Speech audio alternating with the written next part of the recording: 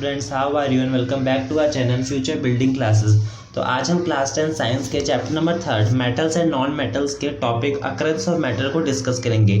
हमने इस चैप्टर के वैसे प्रॉपर्टीज ऑफ आयनिक कंपाउंड तक अपना चैप्टर कंप्लीट कर दिया था, क्योंकि पहले यहीं तक ही हमारा चैप्टर आ रहा था, लेकिन अब 22-23 के सिलेबस में ये पूरा चैप्टर आ रहा है। तो हम अकरेंस ऑफ मैटर भी अब डिस्कस करेंगे। तो अगर आपने अभी तक हमारे चैनल को सब्सक्राइब नहीं किया है तो प्लीज़ सबसे पहले जाके हमारे चैनल को सब्सक्राइब कर लीजिए और बेल आइकन को क्लिक करना मत भूलिएगा, ताकि हमारे चैनल से रिलेटेड जो भी न्यू इन्फॉर्मेशन आती है उसका नोटिफिकेशन आपके पास सबसे पहले आए। तो अकरेंस ऑफ मेटल से हम क्या समझते हैं कि मतलब मेटल कहाँ कहाँ पर कितनी जगह पाए जा रहे हैं। हमें पता है हमारे जो सी वाटर होते हैं उसमें भी कुछ सॉल्युबल सॉल्ट्स होते हैं, for example sodium chloride, magnesium chloride etcetera. और अर्थ के क्रस्ट में बहुत सारे मेटल पाए जाते हैं। कुछ मेटल कहीं पे ज़्यादा होते हैं, ज़्यादा परसेंट में होते हैं, तो कहीं पे कम परसेंट में होते हैं, कहीं पे कोई मेटल पाए जाते हैं तो नहीं पाए जाते। तो इसी के बारे में हम पढ़ेंगे कि कैसे हम उसे एक्सट्रैक्ट करते हैं, कैसे हम उसे रिफाइन करते हैं। जो भी प्रोसेस है मेटल के अकरेंस से लेके वो हम इस टॉपिक में डिस्कस करेंगे। तो स्टार्ट करते हैं। तो सबसे पहले हमारा आता है minerals. Compound present in earth crust can be termed as mineral. वो कंपाउंड जो अर्थ की क्रस्ट में पाए जाते हैं उसे हम मिनरल्स कहते हैं। Then second, ores. Minerals from which metal can be economically extract is called an ore. Mineral जिसमें से मेटल निकाले जाते हैं फॉर इकोनॉमिकल पर्पस के लिए उसे हम कहते हैं ओर्स। फॉर एग्जांपल हमारा सल्फाइड ओर, किसी भी मेटल का सल्फाइड ओर हो सकता है, किसी मेटल का कार्बोनेटेड ओर हो सकता है, किसी मेटल का ऑक्साइड ओर हो सकता है। Not all minerals are ores. सारे मिनरल्स ओर्स नहीं होते, क्योंकि ओर्स वही होते हैं जिन मिनरल्सों में से मेटल निकाले जाए फॉर इकोनॉमिकल पर्पस। तो मिनरल में तो नॉन मेटल भी होंगे, तो सारे हमारे जो वो होते हैं मिनरल्स होते हैं वो ओर्स नहीं होते। देन अब आता है metal at the bottom of the reactivity series.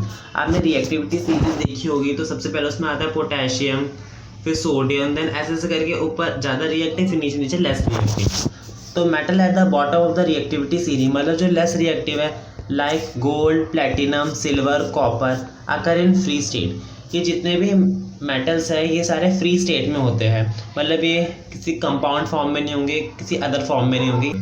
But copper and silver also occur in sulphide and oxide ore. Copper और सिल्वर सल्फाइड और ऑक्साइड ओर में पाए जाते हैं। मेटल्स ऑफ मॉडरेट रिएक्टिविटी मतलब जो बीच में आते हैं, जो रिएक्टिविटी सीरीज में जो बीच में आते हैं, मॉडरेट रिएक्टिविटी वाले जो होते हैं, like zinc, iron and lead, occur mainly as oxide, sulphide और कार्बोनेटेड ओर। ये भी ऑक्साइड, सल्फाइड और कार्बोनेटेड ओर्स में पाए जाते हैं। और मेटल्स ऑफ हाई रिएक्टिविटी मतलब जो high reactivity like potassium, sodium, calcium, magnesium, aluminium, ये कंबाइंड स्टेट में पाए जाते हैं। Then gangue ores are found mixed with earthly impurities like soil, sand, etc. known as gangue. The gangue is removed from the ore. ये the ore लिखा हुआ है। ores are found mixed with earth impurity. जो ores होते हैं हमें पता है वो अर्थ क्रस्ट में है। जो मिनरल जो हमारे होते हैं अर्थ क्रस्ट में, तो ओर्स भी तो अर्थ क्रस्ट से निकाले जाएंगे। तो जो ओर्स होते हैं उसमें बहुत सारा ऑयल, सॉइल होता है, सैंड होता है, बहुत सारी इम्प्योरिटीज़ होती है, जिसे हम गैंगवे कहते हैं। इन्हीं इम्प्योरिटीज़ को हम गैंगवे कहते हैं। हमें इन गैंगवे को, इन इम्प्योरिटीज़ को रिमूव करना होता है ओर्स से, ताकि हम जो एक्चुअल प्योर मेटल है मेटल है वो हमें वो मिल सके। Then metallurgy, it is the step wise process of obtaining metal from an ore. These steps are first enrichment of ore.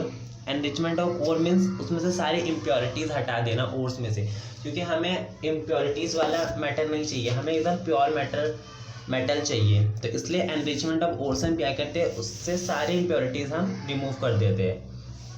Then obtaining metal from enriched ore. अब जो हमने साफ़ कर दिया है उसमें से हम मेटल निकालेंगे। देन अब उस मेटल को भी हम रिफाइन करेंगे। हो सकता है उसमें कोई दूसरा मेटल आ रखा हो, कोई दूसरा मेटल हो, कंबाइंड फॉर्म में हो, तो उसे प्योर फॉर्म में करने के लिए हम उसे रिफाइन करेंगे। देन एक्सट्रैक्टिंग मेटल लो इन रिएक्टिविटी सीरीज। अब हम एक्सट्रैक्शन देखेंगे कि हम कैसे मेटल को एक्सट्रैक्ट करेंगे। तो सबसे पहले हम देखेंगे जो लो रिएक्टिविटी सीरीज में होते हैं। These metal can be obtained by heating the ore in air at high temperature. In metal को हम कैसे ऑब्टेन कर सकते हैं, हम इनके ओर को हाई टेम्परेचर पे हीट करेंगे। तो मरकरी फ्रॉम सीनाबार, हम मरकरी निकालेंगे सीनाबार से, ये HgS होता है हमारा मरकरी सल्फाइड। तो हमने क्या करा, सल्फाइड को हाई टेम्परेचर पे हीट करा, मतलब ऑक्सीजन के साथ रिएक्ट करवाया एट हाई टेम्परेचर, तो हमें एक ऑक्साइड मिला, तो हमें मरकरिक ऑक्साइड मिला। देन फिर हमने उसे हीट करा, अब तो हमने इसे हीट करा तो क्या हुआ, ये मेटल में आ गया। तो ये आपको एक नॉर्मल सी रिएक्शन बता रहा है, देन नीचे एग्जांपल दे के बता रखा है। देन फिर हमने उसे हीट करा तो हमें क्या मिला, मेटल मिल गया। अभी ये प्योर फॉर्म में नहीं है मेटल। देन फिर से हमने इसे हीट प्रोवाइड करी, देन अब ये रिफाइन हो गया और प्योर फॉर्म में आ गया। तो हमें जो एग्जांपल दे रखा है, हमें क्या दे रखा है, हमें दे रखा है मरकरी सल्फाइड। देन हमने उसे हीट करा तो मरकरी ऑक्साइड मिला हमें। देन हमने हीट करा, देन हमें फिर मेटल मिला जो मरकरी है हमारा। देन फिर हमने उसे हीट करा एट हाई टेम्परेचर, तो हमें प्योर हमारा मरकरी मिल गया। तो हम इसे कैसे ऑब्टेन करेंगे, हम उसे हाई टेम्परेचर पे हीट करेंगे उस ओर को। कॉपर फ्रॉम कॉपर सल्फाइड, हम कॉपर सल्फाइड से कॉपर एक्सट्रैक्ट कर रहे हैं। तो रिएक्शन में है कॉपर सल्फाइड, देन हमने ऑक्सीजन के साथ रिएक्ट करा तो क्या बना, कॉपर ऑक्साइड मिला। Then SO2 sulphur dioxide gas release हुई। देन फिर अब इसी वाले को, जो कॉपर ऑक्साइड है हमारा, इसे हमने फिर दोबारा से रिएक्ट करवाया कॉपर सल्फाइड से एट हाई टेम्परेचर। फिर हमें क्या मिला, हमारा कॉपर हमारा मेटल मिल गया। और SO2 सल्फर डाइऑक्साइड, ये एरो क्या रिप्रेजेंट कर रहा है, मतलब गैस लिबरेट हो रही है। तो हमने इससे जाना कि हम कैसे एक्सट्रैक्ट कर सकते हैं मेटल को जो लो रिएक्टिविटी सीरीज में होते हैं, एक्टिविटी सीरीज में होते हैं जो low. Then extraction metal in middle of the activity series, अब हम उन मेटल को एक्सट्रैक्ट करेंगे जो रिएक्टिविटी सीरीज के मिडल में होते हैं। Metals are easier to obtain from oxide ore. Thus, sulfide and carbonate ore are converted into oxide. Metal ore heated strongly in excess of air. जो इसमें ये बोला गया है कि जो मेटल्स होते हैं वो इजीली ऑब्टेन किए जा सकते हैं ऑक्साइड ओर से, सल्फाइड एंड कार्बोनेटेड ओर्स, क्योंकि उसमें क्या होता है, जो सल्फाइड और कार्बोनेटेड ओर्स होता है वो कन्वर्ट हो जाता है ऑक्साइड में। तो इसी में हमें दे रखा है, जो हमें जिंक सल्फाइड दे रखा है, हमने उसे ऑक्सीजन के साथ रिएक्ट करवाया एट हाई टेम्परेचर, तो हमें क्या मिला, जिंक ऑक्साइड मिला और SO2 गैस लिबरेट हुई। तो मेटल और heated strongly excess of air और हीट के साथ हमने स्ट्रांगली हीट कराया से, तो इस प्रोसेस को हम कहते हैं रोस्टिंग। तो हम क्या करा, जिंक सल्फाइड को हमने ऑक्सीजन के साथ रिएक्ट करवाया एट हाई टेम्परेचर, तो हमें क्या मिल रहा है, जिंक ऑक्साइड मिल रहा है एंड हमारे SO2 गैस लिबरेट हो रही है।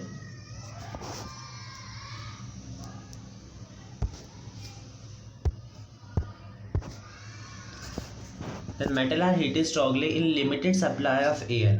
अगर मेटल को हमने लिमिटेड सप्लाई ऑफ एयर में हीट करवाया, उसमें तो एयर ज़्यादा थी जो हमने भी पीछे वाली रिएक्शन देखी, लेकिन अगर हमने लिमिटेड सप्लाई में उसे हीट करवा रखा है तो उसे हम कहते हैं कैल्सिनेशन। उस प्रोसेस को हम क्या कहते हैं, calcination. Then reduction of metal oxide, अब हमें जिंक ऑक्साइड मिला था, वहाँ पर जिंक नहीं मिला था, हम उसे रिड्यूस करवाएंगे। तो फर्स्ट है using coke as reducing agent. Coke means carbon, तो कोक रिड्यूसिंग एजेंट का एक काम करेगा। तो हमने जिंक ऑक्साइड को कोक के साथ रिएक्ट करवाया, तो क्या हुआ, इधर से ऑक्सीजन चला गया इसके पास, यहाँ पर क्या रिडक्शन हो गई। तो यही तो करवाना था हमें, रिडक्शन ऑफ मेटल ऑक्साइड। इस मेटल ऑक्साइड का हमें रिडक्शन करवाना था, जिंक ऑक्साइड का हमें रिडक्शन करवाना था, तो हमने रिडक्शन करवाया, तो हमें क्या मिला, जिंक प्लस CO। अब हम डिस्प्लेसमेंट रिएक्शन से हमारे जो मिडल वाले थे रिएक्टिविटी सीरीज में, उससे उन मेटल्स को हम ऑब्टेन करेंगे फ्रॉम देयर ओर्स। तो highly reactive metal like sodium, calcium and aluminium are used to displace matter of lower reactivity from their compounds. मतलब ये वाले तो ज़्यादा रिएक्टिव है जो मिडल वाले हैं उनसे, तो हमने इधर मैग्नीज डाइऑक्साइड लिया, देन हमने उसे एल्यूमिनियम के साथ रिएक्ट करवाया एट हाई टेम्परेचर, तो हमें क्या मिल रहा है, मैग्नीज एल्यूमिनियम ऑक्साइड जो एम्फोटेरिक इन नेचर होता है, एंड हीट हमारी रिलीज हो रही है। देन फिर हमने फेरिक ऑक्साइड को एल्यूमिनियम के साथ रिएक्ट करवाया, तो एल्यूमिनियम इसे क्या कर देगा, डिस्प्लेस कर देगा, इसमें भी इसने से डिस्प्लेस करा, तो मैग्नीज तो आ गया यहाँ पर, और एल्यूमिनियम ने इसे डिस्प्लेस करा तो एल्यूमिनियम ऑक्साइड बना। वैसे फेरिक ऑक्साइड और एल्यूमिनियम है, तो एल्यूमिनियम इससे ज़्यादा रिएक्टिव है आयरन से, तो उसने आयरन को डिस्प्लेस कर दिया, तो हमें क्या मिला, आयरन प्लस एल्यूमिनियम ऑक्साइड, और हीट हमारी प्रोडक्ट साइड हीट जनरेट हो रही है। In the above reaction molten iron is formed and it used to join railway track, this is called thermite reaction. क्या हो रहा है थर्मिट रिएक्शन में, जो मोल्टन आयरन है वो कैसे फॉर्म हो रहा है, जब हमने फेरिक ऑक्साइड को एल्यूमिनियम के साथ रिएक्ट करवाया हीट देके, तो हमें मोल्टन आयरन मिल रहा है, ये आयरन मिल रहा है ना हमें इधर, और यही मोल्टन आयरन यूज़ किया जाता है रेलवे ट्रैक्स को ज्वाइन करने के लिए, तो इसी रिएक्शन को हम कहते हैं थर्मिट रिएक्शन। तो थर्मिट रिएक्शन आएगा तो आप ये रिएक्शन लिखेंगे, तो ये थर्मिट रिएक्शन है, और इसमें जो मोल्टन हमें आयरन मिल रहा है वो रेलवे ट्रैक्स को ज्वाइन करने के लिए यूज़ किया जाता है। Then extracting matter toward the top of the activity series. अब जो मैटर एक्टिविटी सीरीज में, मतलब रिएक्टिविटी सीरीज में जो टॉप पर प्लेस है, उसे हम कैसे एक्सट्रैक्ट करें। These metal have more affinity for oxygen than carbon. इन जो मेटल्स की ज़्यादा एफिनिटी होती है ऑक्सीजन के लिए इन कंपैरिजन टू कार्बन, क्योंकि जो कार्बन होता है वो रिड्यूस नहीं कर पाता oxide of sodium, magnesium, calcium and जो रिस्पेक्टिव एक्सेट्रा एल्यूमिनियम, जो रिस्पेक्टिव मेटल होते हैं, इसलिए इन मेटल्स की मोर एफिनिटी होती है for carbon than for oxygen than carbon, क्योंकि ये जो कार्बन होता है वो रिड्यूस नहीं कर सकता इनके ऑक्साइड्स को, जैसे लाइक सोडियम के ऑक्साइड को, मैग्नीशियम के ऑक्साइड को और कैल्शियम के ऑक्साइड को, तो इसलिए इनकी मोर एफिनिटी होती है for carbon than for oxygen than carbon, for oxygen than carbon. These metals are obtained by electrolytic reduction. Sodium is obtained by electrolysis of its molten chloride. इन मेटल्स को हम कैसे ऑब्टेन करते हैं, बाय इलेक्ट्रोलाइटिक रिडक्शन। इलेक्ट्रोलाइटिक मतलब electricity का use हो रहा है। Sodium is obtain by electrolysis of its molten chloride. तो सोडियम कैसे ऑब्टेन करेंगे हम, जब हम उसके मोल्टन क्लोराइड को, सोडियम क्लोराइड को मोल्टन फॉर्म में उसमें हम इलेक्ट्रिसिटी पास करेंगे, क्योंकि हमें पता है कि मोल्टन फॉर्म में हमारे जो आयंस है वो फ्लो करते हैं। अगर हम सॉलिड NaCl ले लें तो उसमें आयंस फ्लो नहीं करेंगे, हमने पढ़ा था आयनिक प्रॉपर्टीज़ में। तो मोल्टन फॉर्म में ये फ्लो करेंगे इसके आयन। तो हम सोडियम कैसे निकाल सकते हैं, by electrolysis of its molten chloride. As electricity is pass through the solution, metal get deposit at the cathode and anode and non metal at anode. तो हमने क्या देखा, हमने जब NaCl को इलेक्ट्रिसिटी पास करी और उसे ब्रेक डाउन करा तो Na+ में आ गया और Cl-।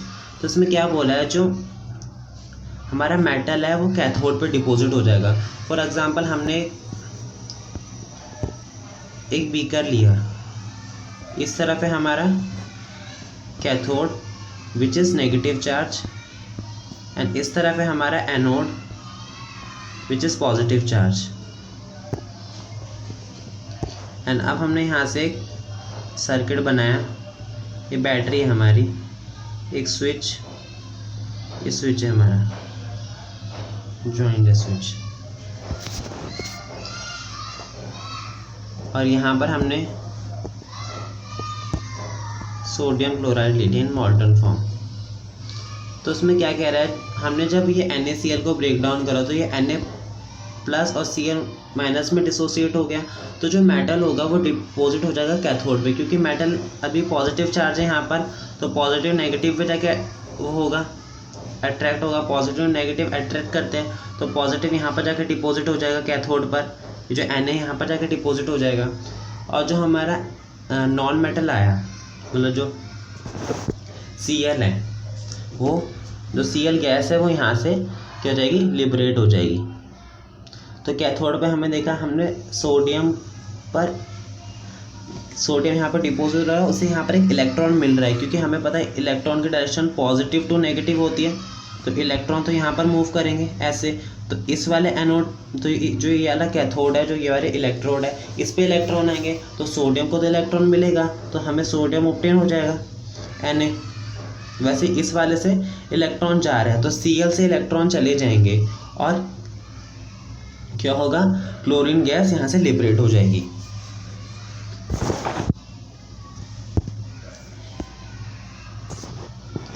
देन अब आता है refining of metals. Impurity present in the obtain metal can be removed by electrolytic refining. हमें मेटल जो ऑब्टेन हुआ, इसमें भी बहुत सारी अभी इम्प्योरिटीज़ हैं, लाइक कोई अदर मेटल है, मैंने आपको बताया था, तो इसे हम कैसे रिमूव कर सकते हैं, by electrolytic refining. Copper is obtain using this method. इसी मेथड से कॉपर को ऑब्टेन किया जाता है। तो following are present inside the electrolytic tank. तो जो ये चीज़ें हैं, ये सब इलेक्ट्रोलाइटिक टैंक में होता है, जिससे हम जो हमारा जो भी रिक्वायर्ड मेटल है उसे हम ऑब्टेन करेंगे। तो सबसे पहले anode slab of impure copper. अगर हमें कॉपर ऑब्टेन करना है तो एक एनोड लेनी होगी, जो स्लैब जो होगा, जिस पे होगा इम्प्योर कॉपर। कैथोड की स्लैब पे कौन सा होगा, प्योर कॉपर। सोल्यूशन एक्वस होगा of copper sulphate with some amount of dilute sulphuric acid. उसमें से कुछ डाइल्यूट सल्फ्यूरिक एसिड भी होगा और कुछ अमाउंट होगा डाइल्यूट सल्फ्यूरिक एसिड का, वैसे कॉपर सल्फेट का सॉल्यूशन होगा। From anode copper ion are release in the solution and equivalent amount of copper from the solution is deposit at the cathode. Copper anode से, anode में कौन सा है, हमारे इम्प्योर कॉपर है, तो उसमें से कुछ आयंस कहाँ रिलीज होंगे, सोल्यूशन में रिलीज होंगे, और उसी सोल्यूशन से वही वाले आयन चढ़ के जो हमारी प्योर वाला जो हमारा कैथोड है, जो प्योर स्लैब ऑफ कॉपर का है, वहाँ पर जाके डिपॉजिट हो जाएंगे। Insoluble impurities containing silver and gold get deposit at the bottom of anode as anode mud. तो जो इनसॉल्युबल इम्प्योरिटीज होगी, जो पानी में सॉल्युबल नहीं होगी, वो कहाँ पर जाकर डिपॉजिट हो जाएगी, जो हमारी एनोड है उसके बॉटम पे, और उसे हम क्या कहेंगे, एनोड मड। तो इसे डायग्राम की हेल्प से समझते हैं। हमने क्या लिया, एनोड पे हमारा क्या लिया, स्लैब ऑफ जो कॉपर थी, कौन सी, इम्प्योर कॉपर के लिए हमने, ये हमारी इम्प्योर कॉपर है, तो ये वाला जो है हमारा इम्प्योर कॉपर है, ये वाला इम्प्योर है, ये वाला इम्प्योर है, और यहाँ पर हमने लिया प्योर कॉपर की, ये प्योर कॉपर की लिया, और ये हमने इम्प्योर कॉपर की लिया। एनोड पे हमारे इम्प्योर कॉपर की स्लैब है और कैथोड पे हमारे प्योर कॉपर की स्लैब है। तो क्या हुआ, जैसे इलेक्ट्रिसिटी पास करी, इलेक्ट्रिसिटी पास करने से क्या हुआ, यहाँ का जो इम्प्योर कॉपर था इसमें डिजॉल्व होने लग गया। तो दिखा रहे कॉपर डिजॉल्व हो रहा है सोल्यूशन में, और इसी सोल्यूशन से कॉपर यहाँ पर डिपॉजिट होने लग गया, क्योंकि ये पॉजिटिव वाला था, अभी नेगेटिव पे जाके अट्रैक्ट होगा, तो वहाँ पर अब डिपॉजिट होने लग गया जो प्योर कॉपर है हमारा। और जो भी इम्प्योरिटीज़ थी जो हमने पढ़ी, सिल्वर और गोल्ड की जो भी इम्प्योरिटीज़ थी जो पानी में इनसॉल्युबल है, वो नीचे एज अ एनोड मड की फॉर्म में नीचे सेटल डाउन हो जाएगी। Then corrosion. Metals are attacked by substances in surrounding like moisture, acid and moist air। Corrosion क्या होता है, किसी भी चीज़ का खराब होना। तो मेटल भी बहुत सारी चीज़ों से खराब हो जाते हैं, like moisture, acid and moist air. इन सारी चीज़ों से जो भी मेटल के सराउंडिंग में होगी, चाहे अगर मॉइस्चर होगा तो उससे ख़राब हो जाएगा, एसिड होगा तो उससे ख़राब हो जाएगा। इसी का हमें एक एग्जाम्पल दे रखा है, silver it react with H2S। H2H क्या होता है हमारा, hydrogen sulphide in air to form silver sulphide.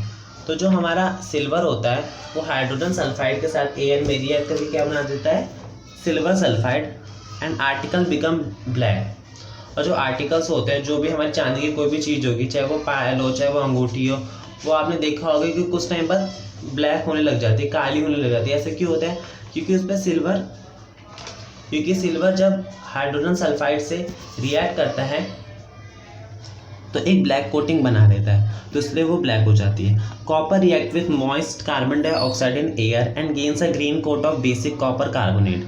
जो हमारा कॉपर होता है वो रिएक्ट करता है मॉइस्ट कार्बन डाइऑक्साइड से। अगर हमने कोई भी कॉपर का वेसल लिया है, अब हमने उसे रख दिया, तो क्या करेगा वो जो हमारे कोई भी एटमॉस्फेयर की जो मॉइस्ट कार्बन डाइऑक्साइड होगी उससे रिएक्ट करके क्या बना देगा? एक ग्रीन कोट बना देगा। जो ग्रीन कोट किसका होता है? कॉपर कार्बोनेट का होता है। तो आप इस इमेज से देख सकते हो, ये क्या है? सिल्वर की एक रिंग थी हमारी, वो क्या हो गया? उसमें ब्लैक कोटिंग हो गई। क्यों हो गई? अभी हमने रीज़न पढ़ा, क्योंकि जब भी हमारा सिल्वर H2S के साथ रिएक्ट करता है तो क्या बना देता है? ब्लैक कोट बना देता है, ब्लैक कोटिंग हो जाती है उस पर, ब्लैक कोट बना देता है, ब्लैक कोटिंग हो जाती है। तो इसलिए हमारे जो सिल्वर के जो भी आर्टिकल्स होते हैं, जो भी हमारे ऑर्नामेंट्स होते हैं, वो ख़राब हो जाते हैं। और अभी हमने कॉपर का पढ़ा, कॉपर का हमने क्या पढ़ा कि जो कॉपर होता है वो मॉइस्ट कार्बन डाइऑक्साइड के साथ रिएक्ट करके कॉपर कार्बोनेट की एक ग्रीन कोट बना लेता है। आप सबको स्टैचू पता होगा, ये स्टैचू ऑफ लिबर्टी है। तो ये भी पहले कॉपर की थी, बट मॉइस्ट कार्बन डाइऑक्साइड से रिएक्ट करके ये भी ग्रीन कलर की हो गई, तो इस पर भी ग्रीन कॉपर कार्बोनेट की लेयर चढ़ गई, तो इसलिए ग्रीन होगी। वैसे कॉपर जिस कलर का होता है उसी कलर की थी, बट मॉइस्ट कार्बन डाइऑक्साइड की वजह से इस पर ग्रीन कोट आ गया। Iron acquires a coating of a brown flaky substance called rust. Both air and moisture are necessary for rusting of iron. Iron आपने देखा होगा, अगर हम दरवाज़ों को ऐसे ही छोड़ते बिना पेंट करे तो उस पर जंग लग जाता है। क्यों? क्योंकि जो हमारा आयरन होता है वो ऑक्सीजन और वाटर के साथ रिएक्ट करके जो हमारी मॉइस्ट एयर होती है, मॉइस्ट एयर, उसके साथ फेरिक ऑक्साइड बना लेता है वो, विच इज़ रस्ट। तो इसलिए हमारे जो आयरन्स के जो भी आर्टिकल्स होते हैं वो ख़राब हो जाते हैं, क्योंकि वो मॉइस्ट एयर के साथ रिएक्ट कर लेते हैं और एक फॉर्म कर लेते हैं brown flaky substance called rust. तो वो रस्ट फेरिक ऑक्साइड ही है। आप इस जंजीर को देखो, ये वाली तो एकदम सही है क्योंकि अभी नहीं है, बट कुछ टाइम बाद यही एयर और मॉइस्चर के कांटेक्ट में आते ही कुछ टाइम के बाद इसमें रस्ट लग जाएगा, विच इज़ फेरिक ऑक्साइड। तो ये ब्राउन ब्राउन आपको दिख रहा है, ये रस्ट है।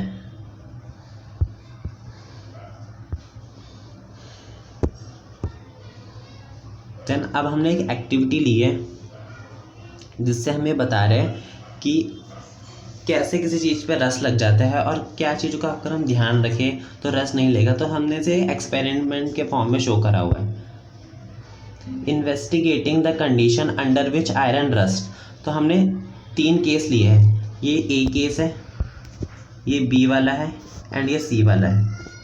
तो ए में हमने क्या करा, हमने आयरन डाले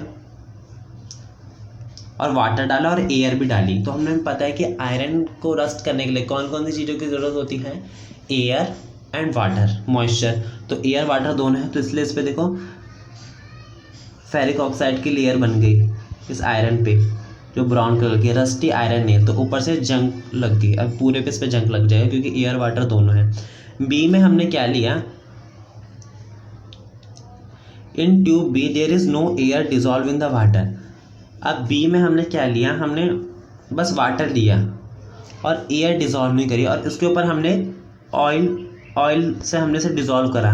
तो ऑयल ने वाटर और एयर के बीच के कांटेक्ट को तोड़ दिया। अब एयर वाटर में डिज़ोल्व नहीं हो सकती, तो उसमें लिखा भी हुआ है layer of oil prevents air dissolving in the air. तो उसने कांटेक्ट को तोड़ दिया एयर और वाटर के, ऑयल ने।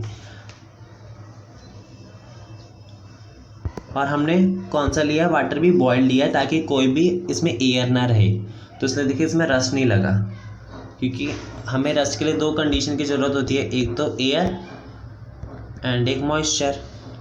हमारा मॉइस्चर होगा तो इसमें बस वाटर ही वाटर है, मॉइस्चर ही मॉइस्चर है, एयर कहाँ है? तो एयर नहीं है, तो इसलिए इसमें जंग नहीं लग रहा।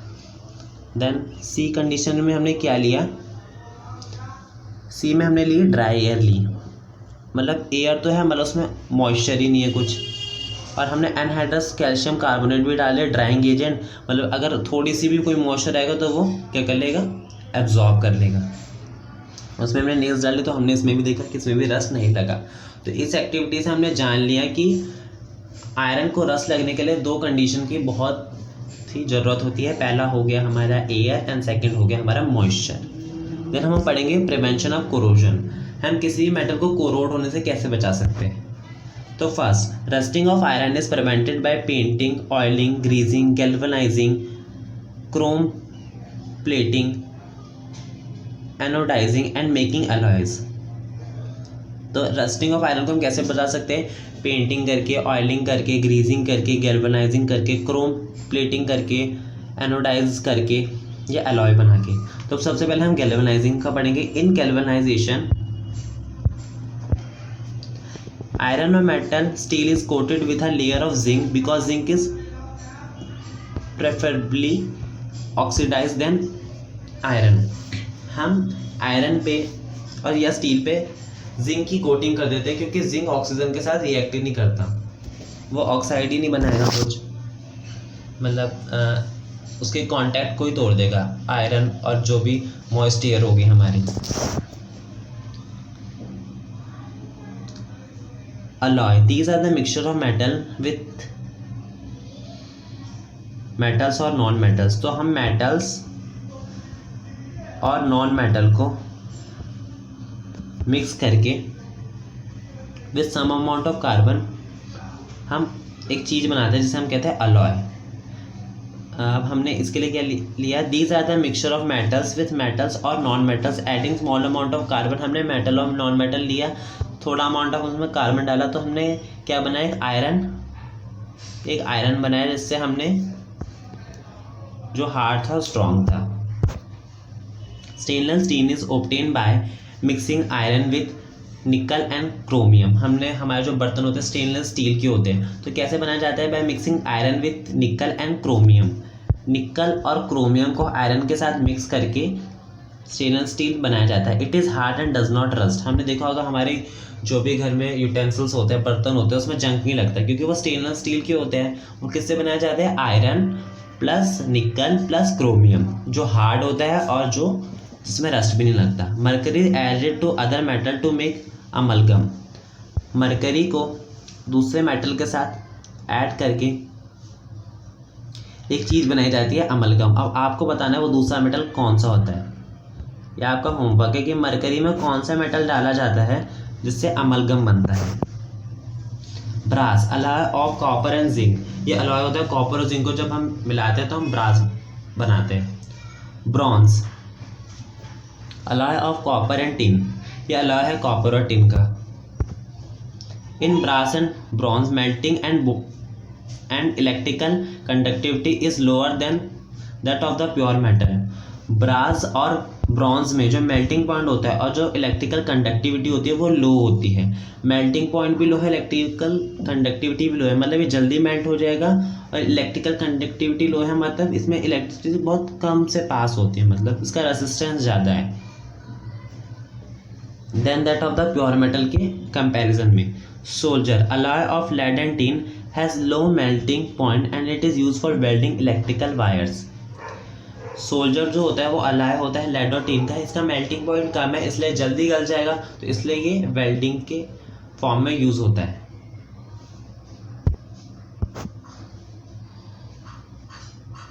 स्टूडेंट, इसी के साथ हमारा chapter metals and non metals का टॉपिक अक्ररेंस ऑफ मेटल एंड ये पूरा चैप्टर कंप्लीट हो जाता है। होप आपको पूरा चैप्टर अच्छे से समझ में आ गया होगा। स्टिल आपको अगर किसी भी टॉपिक में डाउट हो, कोई टॉपिक नहीं समझ आ रहा हो, तो आप कमेंट में लिख के पूछ सकते हैं। जो मैंने आपको क्वेश्चन दिया है उसका आप आंसर कमेंट में लिख दीजिएगा।